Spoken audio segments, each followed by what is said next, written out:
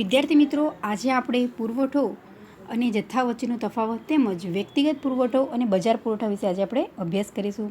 પરંતુ એ પહેલાં આપણે જે લાસ્ટ લેક્ચરમાં સમજ્યા હતા કે પુરવઠાનો અર્થ અને જે પુરવઠાને અસર કરતા પરિબળો તેમજ જે પુરવઠા વિધેય છે એ આપણે યાદ કરી લઈએ.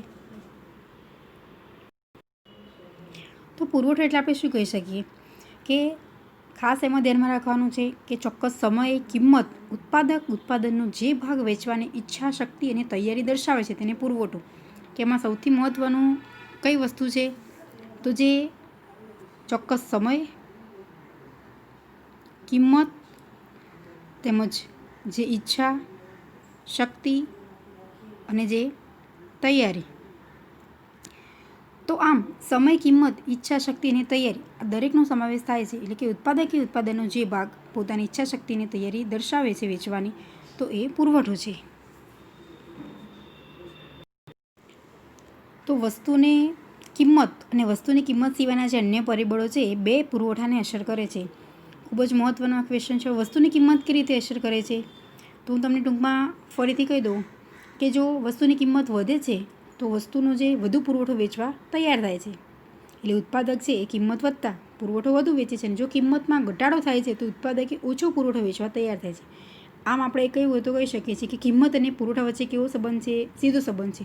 શોર્ટ ક્વેશ્ચનમાં પૂછાય કે કિંમત અને પુરવઠા વચ્ચે કેવો સંબંધ જોવા મળે છે તો સીધો સંબંધ. જ્યારે આપણે સમજ્યા હતા કે કિંમત અને માંગ વચ્ચે કેવો સંબંધ છે તો વ્યસ્ત સંબંધ છે. હવે વસ્તુની કિંમત સિવાયના જે પરિબળો છે એ કેવી રીતે પુરવઠાને અસર કરે છે તો એમાં જે 4 પરિબળો છે. એક તો જે સૌપ્રથમ છે કે ઉત્પાદનના સાધનોની કિંમત, બીજું છે ટેકનોલોજીની કક્ષા, ત્રીજું છે ભવિષ્યના ભાવોની અટકળો અને ચોથું છે અન્ય પરિબળો. આમ આ 4 પરિબળો છે એ વસ્તુની કિંમત સિવાયના જે અન્ય પરિબળો છે એ ચોક્કસ રીતે પુરવઠાને અસર કરે છે. તો હવે આપણે પુરવઠા વિધેય જે સમજી ગયા હતા કે પુરવઠા વિધેય આપણે કોને કહી શકીએ છીએ તો સૂત્ર દ્વારા આખું જ આપણે સમજાવવાનું રહેશે. જ્યારે ક્વેશ્ચન પૂછે કે પુરવઠા વિધેય સમજાવો તો પુરવઠાનો જે વિધેયનો અર્થ અને એનું સૂત્ર છે એ મૂકી અને આપણે દરેક વિગતો સમજાવવાની રહેશે. તો પુરવઠા વિધેય એવું દર્શાવે છે કે કોઈ એક વસ્તુ માટેના પુરવઠા ઉપર અસર કરતા પરિબળોને ગાણિતિક સ્વરૂપમાં રજૂઆત. કેમ તો અહીં આપણે જે સૂત્ર દ્વારા રજૂઆત કરવાની છે માટે કેવું છે ગાણિતિક સ્વરૂપમાં રજૂઆત છે. હવે પુરવઠો છે તો આપણે એને કહી શકીએ સપ્લાય. એટલે કે SX ઇક્વલ ટુ F કૌંસમાં PX T PF PE અને U અને કૌંસ કમ્પ્લીટ. તો આ દરેક વિગતો છે એને આપણે જે નીચે વિસ્તૃતમાં મેં સમજાવી છે કે એસેકનું મિનિંગ શું થાય, F શું, T શું છે, U શું, તો આ દરેકને સમજાવવાની રહેશે. પણ આ સૂત્ર ખાસ યાદ રાખવાનું છે કે પુરવઠા વિધેય પૂછાય એટલે આ સૂત્ર સૌપ્રથમ લખી અને ત્યારબાદ આપણે એને સમજાવવાનું રહેશે. જેમ આપણે માંગ વિધેય સમજ્યા હતા એવી જ રીતે શું છે પુરવઠા વિધેય. આ ક્વેશ્ચન પણ ખૂબ જ મહત્ત્વનો છે. હવે આપણે જોઈએ કે જે પુરવઠો અને જથ્થા વચ્ચેનો તફાવત. તો હવે આપણે જોઈએ કે જે પુરવઠો અને જથ્થા વચ્ચેનો તફાવત. ક્વેશ્ચન એ પૂછાય કે પુરવઠો અને જથ્થા વચ્ચેનો તફાવત સમજાવો. તો આ રીતે આપણે તફાવત લખવાનું રહેશે. તો આપણે જાણીએ છીએ કે પુરવઠો કોને કહી શકીએ છીએ અને જથ્થો કોને કહી શકીએ છીએ. તો પુરવઠાની જે વ્યાખ્યા છે એ આપણે લખી શકીએ કે ચોક્કસ સમયે અને કિંમતે ઉત્પાદક ઉત્પાદનનો જે ભાગ વેચવાની ઈચ્છા શક્તિ અને તૈયારી દર્શાવે છે તેને પુરવઠો કહે છે. જેમ આપણે વ્યાખ્યામાં સમજી ગયા હતા કે ઉત્પાદકની પુરવઠો છે એ પોતે શું કરે છે હકીકતમાં ચોક્કસ સમયે, કિંમત અને ઉત્પાદનનો જે ભાગ પોતે વેચવાની ઈચ્છા, તૈયારી અને શક્તિ દર્શાવે છે એને પુરવઠો કહી શકીએ છીએ. જ્યારે જથ્થો એટલે શું તો વસ્તુના કુલ વેચાણક્ષમ એકમોનું પ્રમાણ. જથ્થો એટલે શું ફરીથી કહું છું વ્યાખ્યા કે વસ્તુના કુલ વેચાણક્ષમ એકમોનું પ્રમાણ એ જથ્થો દર્શાવે છે. તો હવે સૌપ્રથમ છે કે પુરવઠો એ વર્તમાન કિંમતે ઉત્પાદનનો જેટલો ભાગ વેચવાની તૈયારી છે એ પુરવઠો છે. આપણે વ્યાખ્યામાં સમજી ગયા હતા કે પુરવઠો શું દર્શાવે છે કે ઉત્પાદક ઉત્પાદનનો જે ભાગ વેચવાની પોતે ઈચ્છા શક્તિને તૈયારી દર્શાવે છે એ જ પુરવઠો છે. એટલે કેવી કિંમતે? વર્તમાન કિંમતે ઉત્પાદનનો જેટલો ભાગ વેચવાની તૈયારી દર્શાવે છે એ શું છે? પુરવઠો છે.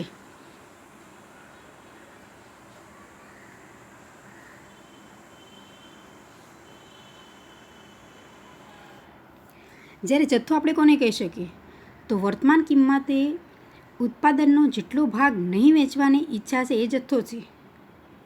ફરીથી કહું છું કે વર્તમાન કિંમતે ઉત્પાદનનો જેટલો ભાગ નહીં વેચવાની ઈચ્છા એ જથ્થો છે. પુરવઠામાં શું છે કે ઉત્પાદક છે એ પોતે કેટલો ભાગ વેચવાની તૈયારી દર્શાવે છે એ પુરવઠો છે. પરંતુ જથ્થો એટલે શું કે ઉત્પાદક છે એ પોતે પુરવઠો ત્યારે જ બને છે કે પોતે ઈચ્છાશક્તિની તૈયારી દર્શાવે છે જથ્થો, તો એ પુરવઠો બને છે. પરંતુ જો નથી એને વેચવું તે શું છે, જથ્થો જ રહેશે. કોઈ પણ ઉત્પાદક છે પોતાની પાસે ઉત્પાદન કરેલી જે તે પ્રોડક્શન માલ સામાન છે પરંતુ એ નથી વેચવું તો એની પાસે શું રહેશે, વસ્તુ એ એટલી પોતે અવેલેબલ રહેશે પોતાની પાસે. પણ જો વેચે છે તો પુરવઠો, પણ નથી વેચતું શું છે, જથ્થો છે.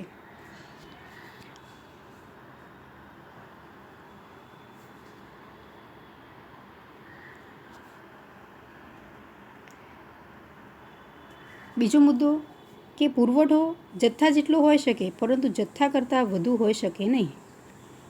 પુરવઠો છે એ જથ્થા જેટલો હોઈ શકે છે પરંતુ જથ્થા કરતાં વધારે ના હોઈ શકે. કેમ કે જથ્થા કરતાં પુરવઠો હંમેશા કેવો હોય છે, ઓછો જ જોવા મળે છે. હા, એના જેટલો હોય, આપણે જે સમજ્યા હતા ઉદાહરણ કે ઘીના ડબ્બા છે વેચવાનું, તો હકીકતમાં જેટલા પણ વસ્તુ વેપારી પાસે છે એટલું એ પોતે શું કરે છે, પુરવઠો બનાવી શકે છે, પરંતુ એના કરતાં વધારે હોઈ શકે નહીં. જ્યારે જથ્થો પુરવઠા જેટલો જ અથવા એનાથી વધારે હોઈ શકે પણ ઓછો હોઈ શકે નહીં. જથ્થો શું છે, પુરવઠા જેટલો હોય અને એનાથી વધારે હોઈ શકે છે પણ એનાથી ઓછો હોઈ શકે નહીં.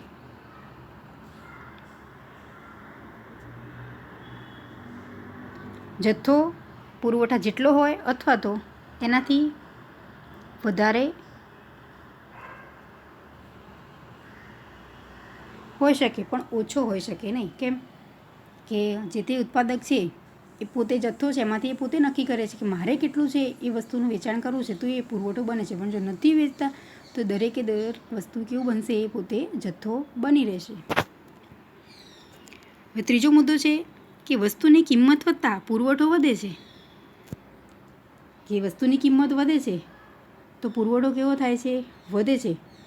કેમ તો આપણે જે માંગની કિંમત વચ્ચે વ્યસ્ત બંધ છે, જ્યારે કિંમત અને પુરવઠા વચ્ચે કેવો સંબંધ જોવા મળે છે, સીધો સંબંધ જોવા મળે છે. એટલે કે કિંમત વધે છે તો પુરવઠો વધે છે. જ્યારે જથ્થામાં શું થશે, વસ્તુની કિંમત વધતા જથ્થો એ ઘટે છે.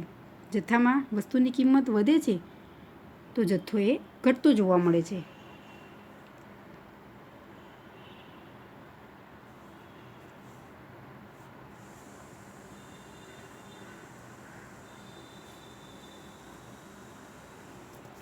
વસ્તુની કિંમત વધતા પુરવઠો વધે, જ્યારે જથ્થામાં શું થશે, વસ્તુની કિંમત વધતા જથ્થો એ ઘટે છે. હવે આપણે જોઈએ ચોથો મુદ્દો કે પુરવઠો કુલ ઉત્પાદનથી ઓછો હોય અથવા કુલ ઉત્પાદન જેટલો કે કુલ ઉત્પાદનથી વધારે પણ હોઈ શકે છે. પુરવઠો એ શું જોવા મળે છે, કુલ ઉત્પાદનથી ઓછો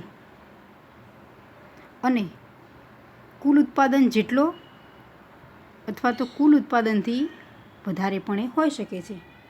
કે પુરવઠો કોઈ પણ વેપારી છે એ જથ્થો છે એમાંથી પોતે નક્કી કરે છે કે કેટલું વસ્તુનું છે વેચાણ કરવું છે, પોતે દર્શાવે છે એટલું જ પુરવઠો બની શકે છે. એટલે કે ઉત્પાદનથી હંમેશા પુરવઠો કેવો જોવા મળશે, ઓછો જ, અથવા તો ઉત્પાદન જેટલો હોઈ શકે છે ઉત્પાદનથી વધારે પણ એ હોઈ શકે છે. જ્યારે જથ્થામાં શું થશે કે જથ્થો એ કુલ ઉત્પાદન જેટલો કે તેનાથી ઓછો હોઈ શકે છે. જથ્થો એ શું છે, કુલ ઉત્પાદન જેટલો અથવા તો તેનાથી ઓછો હોઈ શકે છે. ઉત્પાદનથી ઓછો જોવા મળશે પરંતુ કુલ ઉત્પાદનથી વધુ ના હોઈ શકે. હકીકતમાં જેટલું એકમનું ઉત્પાદન કર્યું છે એટલો જ જથ્થો હોઈ શકે છે, એના કરતાં વધારે હોઈ શકે નહીં. દાખલા તરીકે 1000 એકમોનું ઉત્પાદન કરેલું છે તો 1000 એકમો શું જોવા મળશે, જથ્થો હોઈ શકે છે, પરંતુ 1000થી વધારે 1100 એકમો છે એ જથ્થો બની શકે જ નહીં. કેમ કે હકીકતમાં એટલું ઉત્પાદન થયેલું જ નથી. આમ ખાસ ધ્યાનમાં રાખવાનું છે કે પુરવઠો અને જથ્થો છે એ બંને વચ્ચેનો તફાવત કે આપણે વ્યાખ્યાત રાખવાની, એટલે સરળતાથી આપણને આખો તફાવત લખતા આવડે.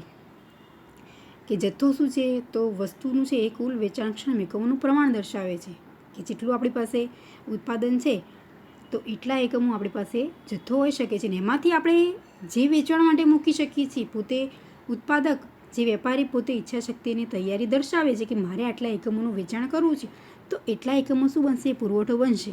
નહીંતર બાકી બધો જ શું બની શકે? જથ્થો બની શકે છે કે વ્યક્તિ પોતે તૈયારી દર્શાવે છે વેચવાની, તો એ પુરવઠો છે. અને જો નથી તૈયારી દર્શાવતા તો બધું જ જે તે એકમો કેવો રહેશે? જથ્થો જોવા મળશે. આમ પુરવઠો અને જથ્થો એ ખૂબ જ મહત્ત્વનો દર્શાવે છે. હવે આપણે જોઈએ કે જે વ્યક્તિગત પુરવઠો કોને કહી શકીએ અને બજાર પુરવઠો એ. હવે આપણે જોઈએ કે જે વ્યક્તિગત પુરવઠો અને બજાર પુરવઠો આપણે કોને કહી શકીએ. સામાન્ય રીતે જો હું વ્યક્તિગત પુરવઠો કહું તો શું બનશે કે અલગ અલગ વ્યક્તિ જે તે વસ્તુ વેચાણ માટે મૂકે છે તો એ શું છે? વ્યક્તિગત પુરવઠો. જ્યારે બજાર પુરવઠો એટલે શું કે બજારમાં એક વ્યક્તિ નહીં પરંતુ એક કરતાં વધુ વ્યક્તિઓ જે પુરવઠો બજારમાં મૂકશે તો આપણે એને બજાર પુરવઠો કહી શકીએ છીએ. એના આપણે જે શબ્દો પરથી આપણે કહી શકીએ છીએ કે એનો અર્થ આખો જ. હવે આપણે અર્થ જોઈએ. વ્યક્તિગત પુરવઠો કોને કહીશું અને બજાર પુરવઠો. શોર્ટ ક્વેશ્ચનમાં પૂછાય કે વ્યક્તિગત પુરવઠો એટલે શું, બજાર પુરવઠો એટલે શું, સમજાવો. તો સૌપ્રથમ આપણે જોઈએ કે જે વ્યક્તિગત પુરવઠો એટલે શું. તો કોઈ એક ઉત્પાદક કે પેઢી દ્વારા બજારમાં જે ચીજ વસ્તુઓને જુદી જુદી કિંમતે વેચવા માટે મૂકવામાં આવે છે તે વ્યક્તિગત પુરવઠો છે. જેમ મેં કીધું એમ વ્યક્તિગત છે તો એના અર્થ પરથી જ આપણે સમજવાનું છે.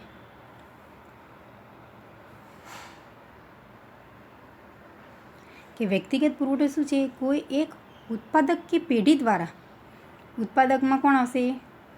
કોઈ એક વેપારી. પેઢી એ શું છે?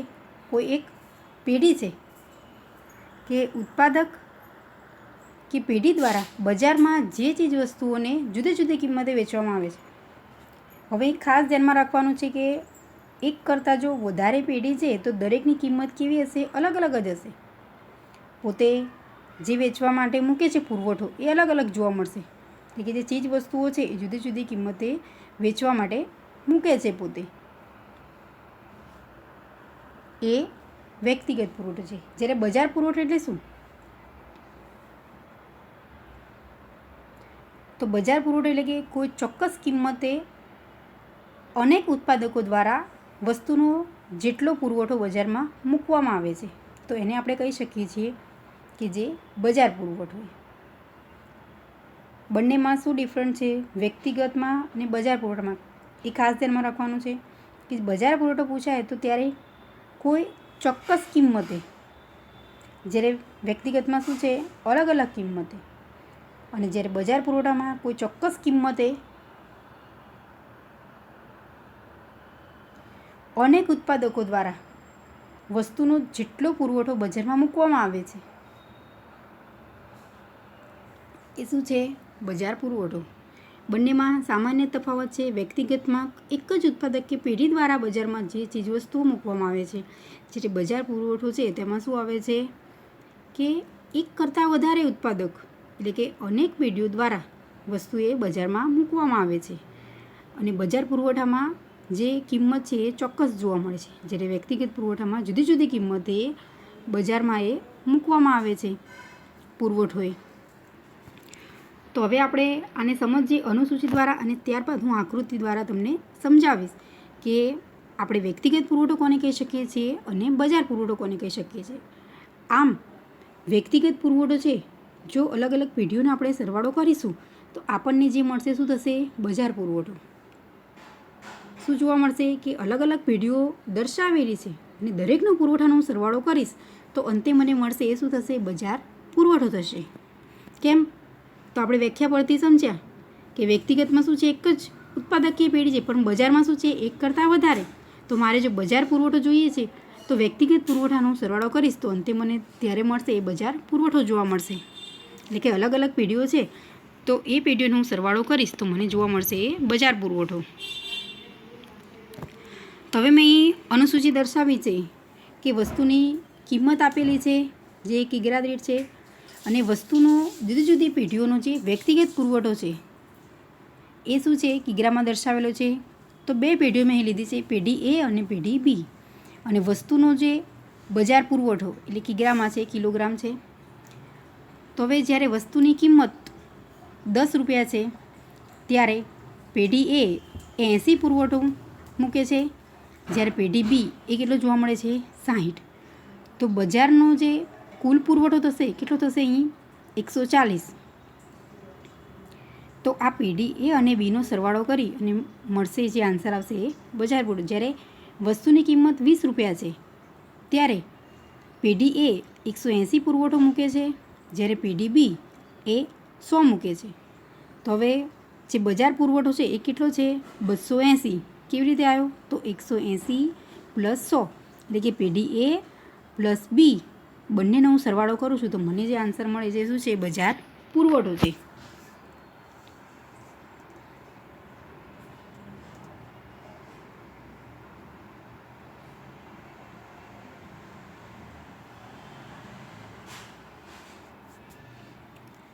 કે પેઢી એ પ્લસ પેઢી બીનો સરવાળો કરીશ ત્યારે મને જે મળશે એ શું થશે? બજાર પુરવઠો મળશે. હવે જ્યારે વસ્તુની કિંમત 30 રૂપિયા છે તો ત્યારે પેઢી એ 240 પુરવઠો મૂકે છે, જ્યારે પેઢી બી એ 180 અને જ્યારે બજાર પુરવઠો છે એ 420 એટલે કે 240 + 180 = થશે 420. જ્યારે વસ્તુની કિંમત 40 રૂપિયા છે ત્યારે પેઢી એ 300 પુરવઠો બજારમાં મૂકે છે, જ્યારે પેઢી બી એ 260 એટલે બજાર પુરવઠો જોવા મળશે 560 એટલે કે 300 + 260 = હશે 560.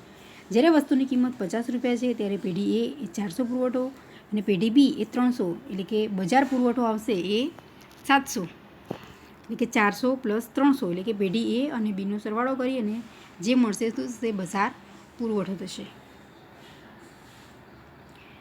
તો આ અનુસૂચિ છે. હવે આપણે જોઈએ કે આકૃતિ દ્વારા પેઢી એ બી અને જે બજાર પુરવઠાની હવે આપણે આકૃતિ જોઈએ. ખાસ ધ્યાનમાં રાખવાનું છે કે જે વ્યક્તિગત પુરવઠો છે એનો હું સરવાળો કરીશ તો મને ડાયરેક્ટ મળશે બજાર પુરવઠો. હવે આપણે જોઈએ સૌપ્રથમ પેઢી એ છે એની પુરવઠા રેખા કે આપણે અનુસૂચિ છે એના પરથી હવે આકૃતિ દોરવાની છે, આપણે આલેખમાં એની રજૂઆત કરવાની છે. તો કેવી રીતે? તો એક્સ ધરી પર મેં દર્શાવ્યું છે પુરવઠો, જ્યારે વાય ધરી પર કિંમત એ રૂપિયામાં દર્શાવી છે. આપણે જેમ માંગમાં સમજ્યા હતા કે માંગ છે આપણે એક્સ ધરી પર દર્શાવતા હતા અને કિંમત છે એ વાય ધરી પર દર્શાવતા હતા. અહીંયા પુરવઠો શું આવશે? એક્સ ધરી પર અને કિંમત છે એ વાય ધરી પર દર્શાવવાની રહેશે. હવે સૌપ્રથમ આપણે યાદ રાખવાનું છે કે અનુસૂચિ પરથી જ આપણે શું કરવાનું છે? આકૃતિમાં રજૂઆત કરવાની છે. તો હવે આપણે અનુસૂચિ સમજી ગયા કે વસ્તુની કિંમત 10, 20, 30, 40, 50 છે, જ્યારે પુરવઠો છે એ પેઢીનો એ સૌથી ઓછો 80 છે અને સૌથી વધારે 400 જોવા મળે છે પેઢી એનો. તો અહીં મેં દર્શાવ્યા છે કે કિંમત છે એ 10, 20, 30, 40, 50 અને 60 સુધી મેં લીધી, જ્યારે પુરવઠો છે એ 100, 200, 300, 400, 500 અને 600 દર્શાવ્યો છે કે આટલા એકમો અહીં દર્શાવ્યા છે. આપણે જરૂરિયાત કેટલાની છે? 400 એકમો સુધીની. એટલે ખાસ ધ્યાનમાં રાખવાનું છે કે આપણે એવી રીતે દર્શાવવાનું છે આકૃતિમાં કે આપણી જે આકૃતિ છે એકદમ યોગ્ય લાગે. તો હવે જ્યારે સૌપ્રથમ કે વસ્તુની કિંમત છે એ 10 રૂપિયા છે ત્યારે પેઢી એ છે એનો પુરવઠો કેટલા એકમ છે? તો 80 છે. તો હવે મેં અહીં દર્શાવ્યું છે જે એ બિંદુ દર્શાવે છે એ શું છે? 80 એટલે કે 100થી અંદર.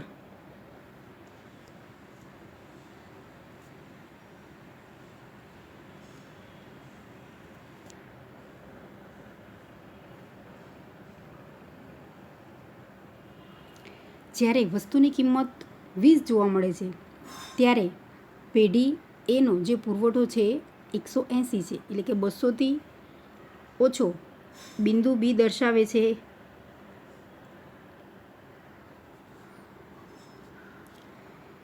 પછી કિંમત જ્યારે 30 રૂપિયા છે ત્યારે પેઢી એ છે એનો પુરવઠો એ 240 એકમ એટલે કે 200થી 300ની વચ્ચે. આપણે આમ જોઈએ તો 250 છે એ સેન્ટરમાં આવે એટલે 250થી સહેજ ઓછું જે સી બિંદુ દર્શાવે છે. જ્યારે કિંમત 40 રૂપિયા છે ત્યારે પુરવઠો એ 300 જોવા મળે છે. તો હવે આપણે જે 300 છે એક્ઝેક્ટ છે એટલે 40 અને 300 જે બિંદુ ડી દર્શાવે છે. જ્યારે કિંમત 50 રૂપિયા છે ત્યારે પેઢી એ છે એનો પુરવઠો એ 400 જોવા મળે છે. એ બિંદુ દર્શાવે છે ઈ. હવે આમ આખા જ એથી જે ઈ બિંદુ દર્શાવે છે આખી શું છે પુરવઠા રેખા જોવા મળે છે. અને આપણે આને દર્શાવી છે મેં એસએસ દ્વારા કે પુરવઠાને આપણે સપ્લાય તરીકે ઓળખી શકીએ છીએ. એટલે કે આ રેખા કેવી છે એસએસ. જ્યારે માંગ રેખાને આપણે ડી તરીકે ઓળખતા હતા. ડીડી એટલે શું ડિમાન્ડ રેખા તરીકે, અને પુરવઠા રેખાને આપણે એસએસ તરીકે ઓળખીએ છીએ. તો આ છે આખી જે શું છે પુરવઠા રેખા. કોની? પેઢી એની પુરવઠા રેખા. અને ખાસ ધ્યાનમાં રાખવાનું છે કે આ જે ઢાળ જોવા મળે છે મને કેવો જોવા મળે છે? જે ચડતો. આપણે કહી શકીએ કે આ ધન ઢાળ છે, ચડતો ઢાળ છે. જ્યારે માંગમાં શું જોવા મળતું હતું આપણને? ઋણ ઢાળ કે જે ઉતરતું જોવા મળતું હતું. અને અહીં શું જોવા મળે છે? પુરવઠામાં જે ઢાળે ચડતો જોવા મળે છે. તો આમ પેઢી એની આપણે જોઈએ એવી જ રીતે હવે પેઢી બી છે એની આપણે પુરવઠા રેખા જોઈએ.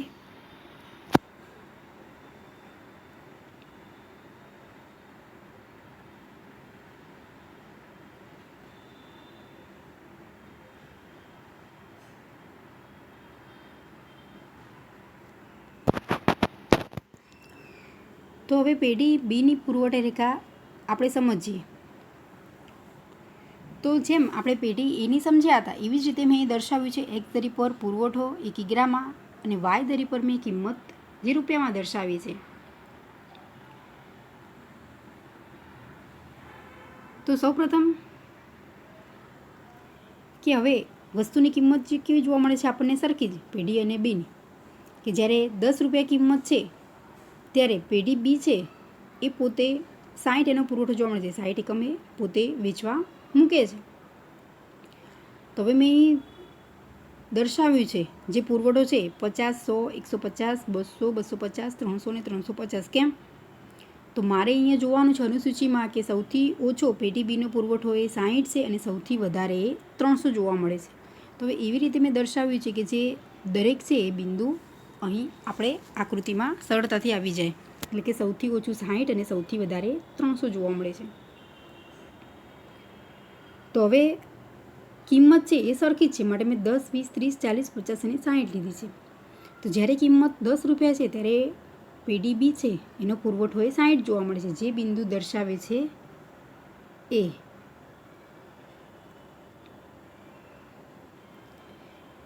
પછી જ્યારે કિંમત 20 જોવા મળે છે, કિંમતે 20 રૂપિયા, ત્યારે પેઢી બી છે એનો પુરવઠો એ 100 જોવા મળે છે. તો આપણને આ દર્શાવે છે બિંદુ બી. જ્યારે કિંમત 30 રૂપિયા છે તો ત્યારે જે પેઢી બી છે એનો પુરવઠો 180 છે એટલે કે 150 થી 200 ની વચ્ચે આવશે. એ દર્શાવે છે સી બિંદુ. જ્યારે કિંમત 40 રૂપિયા છે ત્યારે જે પેઢી બી છે એનો પુરવઠો એ 260 એટલે 250 થી 300 ની વચ્ચે આવશે. જે દર્શાવે છે બિંદુ ડી. અને જ્યારે કિંમત 50 રૂપિયા છે ત્યારે પેઢી બી છે એનો પુરવઠો એ 300 જોવા મળે છે કે જે દર્શાવે બિંદુ ઈ. આમ એ, બી, સી, ડી અને ઈ આ બિંદુ દ્વારા આખી જ પુરવઠા રેખા બી પેઢીની જોવા મળે છે. અને એસએસ છે મેં દર્શાવ્યું છે એ શું છે? જે પુરવઠા રેખા છે. એસએસ એ પુરવઠા રેખા એટલે કે આપણે સપ્લાય તરીકે ઓળખી શકીએ છીએ. અને પુરવઠા રેખા કેવી જોવા મળે છે? મને અહીં ધન ઢાળ જોવા મળે છે. હવે અહીં ખાસ ધ્યાનમાં રાખવાનું છે કે બિંદુ મેં દર્શાવે છે એ હું સ્કેલની મદદથી નહીં પરંતુ મેં હાથથી દર્શાવે છે. કેમ કે સ્કેલની મદદથી દર્શાવીશ તો એ સ્ટ્રેટ લાઇનમાં આવશે નહીં. માટે હાથનો ઉપયોગ કરી અને આપણે પેન્સિલ દ્વારા બિંદુ દર્શાવવાના છે કે એથી બી બિંદુ, બીથી સી, સીથી ડી અને ડીથી ઈ. આમ દરેક બિંદુ જોઈન કરવાના છે. તો તમને જોયા પરથી ખ્યાલ આવી જાય કે આ મેં સ્કેલની મદદથી નહીં પરંતુ શેના દ્વારા? હાથની મદદથી આ આખી જ લાઈન મેં દોરેલી છે કે જે આપણે પુરવઠા રેખા કહી શકીએ છીએ. પેઢી એ અને બીની છે એ હું સ્કેલની મદદથી પુરવઠા રેખા દોરી શકીશ નહીં. કેમ કે એના બિંદુ અલગ અલગ જોવા મળે છે. માટે આપણે હાથની મદદથી જે ઉપયોગ કરી અને પેન્સિલ દ્વારા એ દોરવાની રહેશે. જ્યારે બજાર પુરવઠો છે એ આપણે સ્કેલની મદદથી દોરી શકીશું. તો આમ આજે આખી જ જોવા મળે છે એ શું છે? પેઢી બીની પુરવઠા રેખા. હવે આપણે જોઈએ કે જે બજાર પુરવઠા રેખા,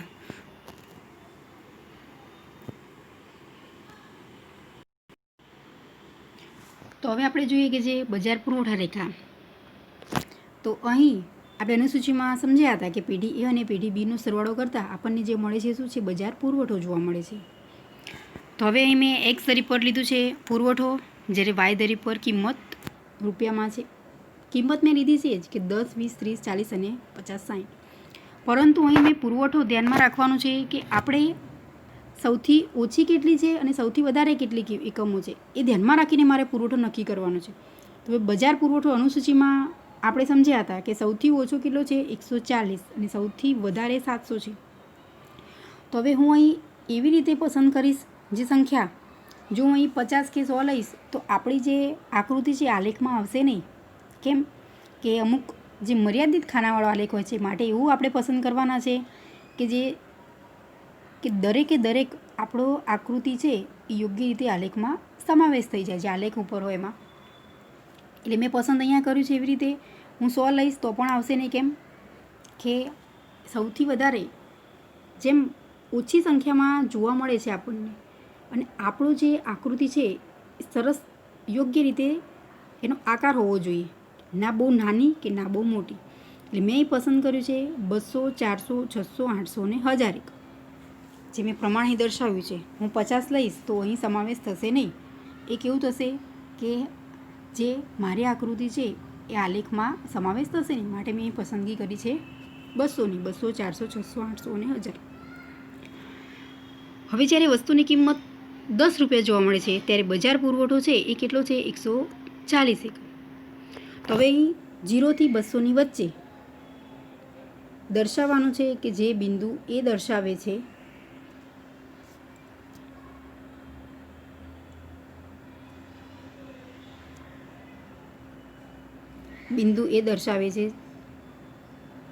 જ્યારે બી બિંદુએ વસ્તુની કિંમત 20 રૂપિયા છે, પરંતુ જે બજાર પુરવઠો છે 280 કે 200 થી 400 છે. આમ સેન્ટરમાં શું આવશે? 300 આવશે. એટલે કે 300થી થોડુંક ઓછું, એટલે કે 280 જે બી બિંદુ દર્શાવે છે.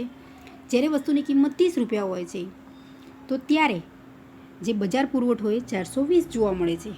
સી બિંદુ દર્શાવે કે 400થી સહેજ ઉપર મેં દર્શાવ્યું છે કે સી બિંદુ જ્યારે વસ્તુની કિંમત 40 રૂપિયા છે ત્યારે પુરવઠો એ 560 એકમ જોવા મળે છે. તો એ દર્શાવે છે કે 600થી સહેજ ઓછું જે ડી બિંદુ, અને વસ્તુની કિંમત જ્યારે 50 રૂપિયા છે ત્યારે ઈ બિંદુ દર્શાવે છે જે 700 એકમ પુરવઠો, એટલે કે 600 થી 800ની વચ્ચે, એટલે કે મિડલમાં આવશે 700 જે ઈ બિંદુ દર્શાવે છે. આમ આખી જ આપણી પુરવઠા રેખા છે જોવા મળે છે, અને જે એસએસ છે એ શું છે? સપ્લાય, એટલે કે આખી જ પુરવઠા રેખા.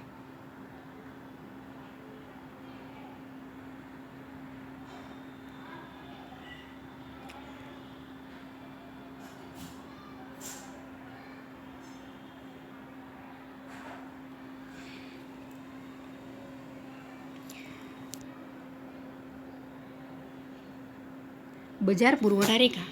હવે આ રેખા છે એ મેં સ્કેલની મદદથી દોરી છે. જ્યારે પેઢી એ અને બીની જે પુરવઠા રેખા છે હું સ્કેલની મદદથી દોરી શકું નહીં, કેમ કે એ હાથથી જ મારે દોરવી પડે છે. પરંતુ બજાર પુરવઠા રેખા છે એ સ્કેલની મદદથી હું દોરી શકું છું, મેં દર્શાવી છે અહીં. તો હવે આમ આપણે આ સમજ્યા પેઢી એ, બી અને બજાર પુરવઠા રેખા. તો હવે એના પરથી આપણે સમજીએ એનું વિશ્લેષણ.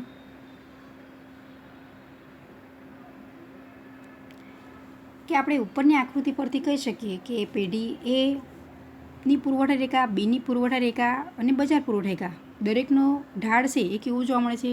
ધન ઢાળ. જે મેં તમને જ્યારે આકૃતિ મેં સમજાવી છે તમને ત્યારે મેં તમને સમજાવ્યું છે કે પેઢી એની પુરવઠા રેખા જોઈ હતી, પેઢી બીની અને બજાર પુરવઠા, ત્રણેય પુરવઠા રેખા સમજીએ આપણે.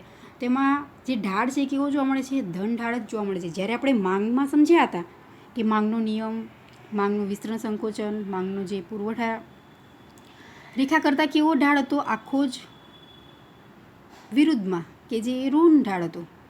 જ્યારે પુરવઠા રેખાનો ઢાળ કેવો જોવા મળે છે? ધન ઢાળ જોવા મળે છે.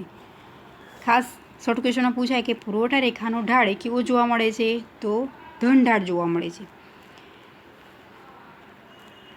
ફરીથી હું તમને બતાવું કે જો આપણે આ જોઈ શકીએ છીએ કે પુરવઠા રેખા કેવી છે? નીચેથી ઉપરની તરફ જાય છે, એટલે ધન ઢાળ જોવા મળે છે આપણને. અને આ તમામ પુરવઠા રેખાએ જે તે પેઢીએ બજારમાં વેચાણ અર્થે મૂકેલ પુરવઠાના પ્રમાણ અનુસાર તેમની પુરવઠા રેખાના ઢાળમાં ફેરફાર જોવા મળે છે.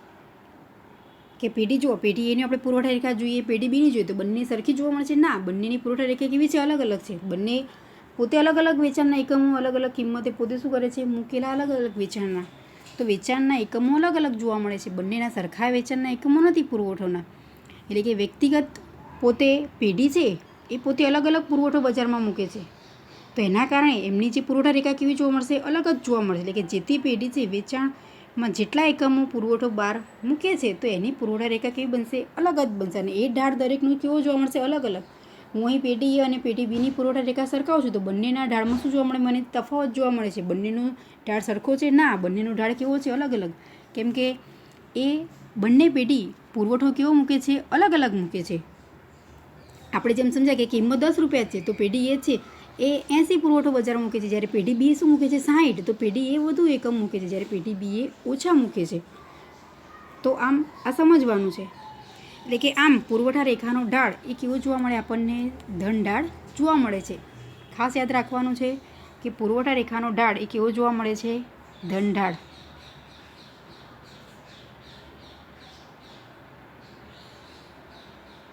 પુરવઠા રેખાનો ઢાળ એ ધન જોવા મળે છે. તો હવે આપણે નેક્સ્ટ લેક્ચરમાં જોઈશું કે પુરવઠાનો નિયમ, એની જે ધારણાઓ એ વિશે આપણે સમજીશું. આ ક્વેશ્ચન એ ખૂબ જ મહત્ત્વનો છે કે વ્યક્તિગત પુરવઠો અને બજાર પુરવઠો એ